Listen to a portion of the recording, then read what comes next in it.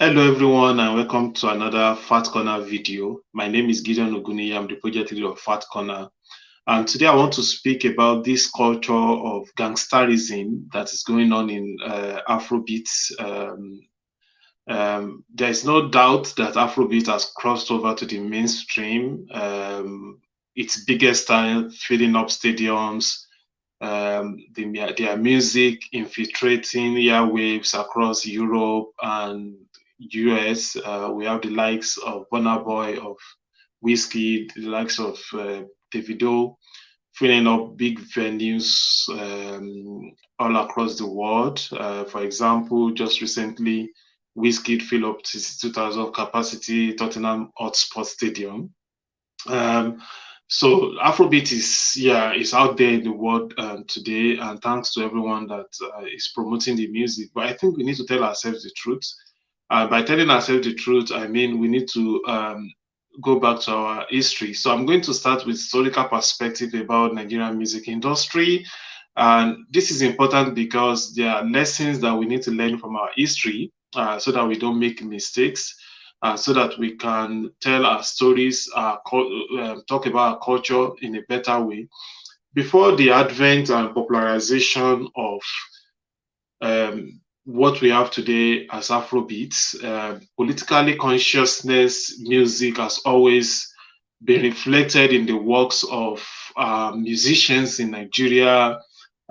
We have this culture of speaking to power with music. We have this culture of activism with music. And I can talk about some popular music styles that we used to have in those days that gain recognition even internationally and that define our identity as a country musically.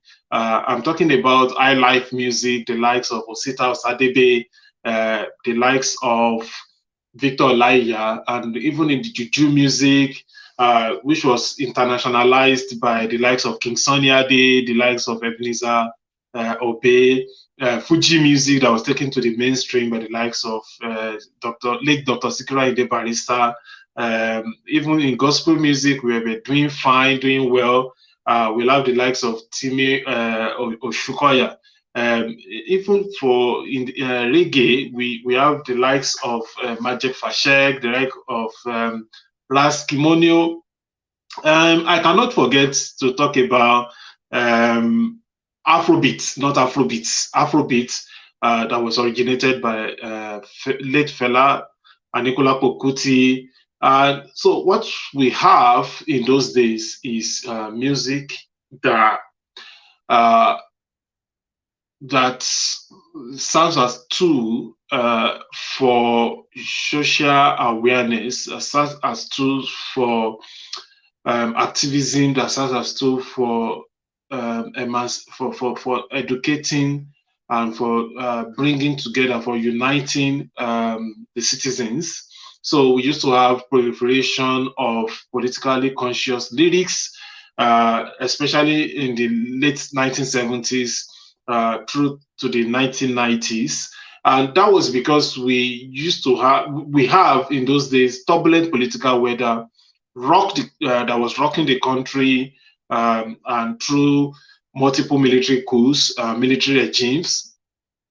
So we had musicians that were courageous, that were courageous enough to speak to power with their music, that were courageous enough to rally the citizens together. Well, we used to, for example, the record released by late Dr. Sikiru Ayinde Barrister in the wake of the 1983 elections, titled Nigeria, and which was sort of served as a wake-up call for the electorate to vote thoughtfully and for politicians to serve their constituencies.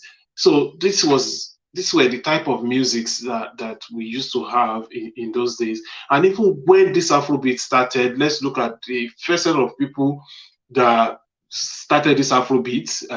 In 2004, we have Nigeria Jaga Jaga by Idris Abdulkarim, talking about everything that was wrong with our democracy, even though yeah, that music faced opposition from the then president Olusegun Obasanjo, and the music was banned, I think. But I mean, we know what Afrobeat was all about when the people, the first set of people that started Afrobeat, we know what they learned from the history, and they were building music that were sort of telling us about what is wrong with our democracy, what is wrong with our society.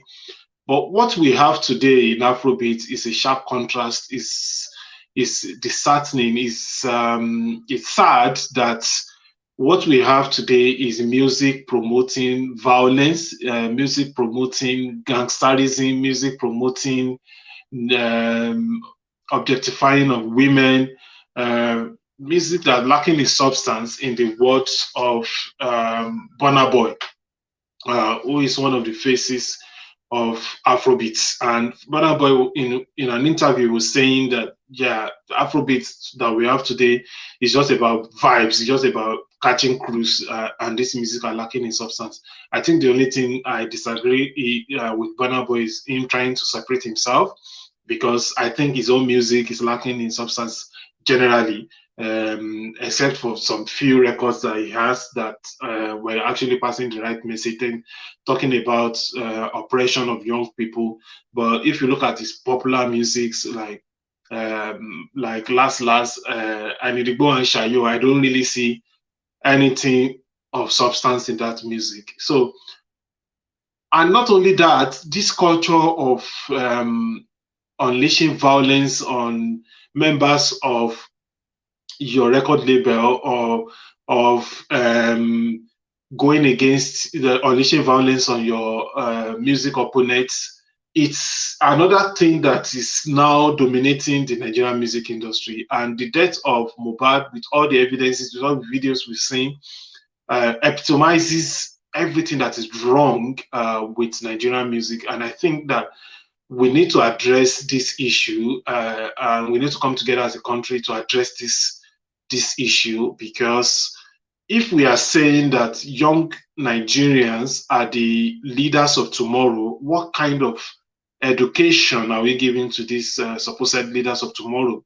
If everything that we are teaching them through our music is wealth, is wealth that wealth without enterprise, wealth that comes from nowhere. It's about women, it's about drugs, it's about violence.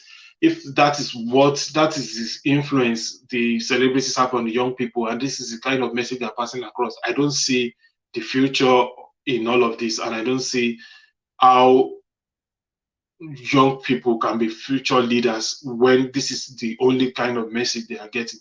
So I want to say that as a country, we need to stop patronizing musics that are destroying the future of our young people, the music that are lacking in substance, in the words of Burna Boy, the music that doesn't have any message that's passing across. Look at the music, the likes of Raskimonio, were singing their emancipation messages. They were music that were trying to tell people about life and how they need to be socially conscious. These are the kind of music that we used to have that define Nigeria, and this music were internationalized. It's not like if we are passing the right message, it's not that we cannot export our music to the outside world. So I want to say that we need to stop patronizing this type of music. And the death of Mohbad epitomizes everything that is bad with African Nigerian music industry,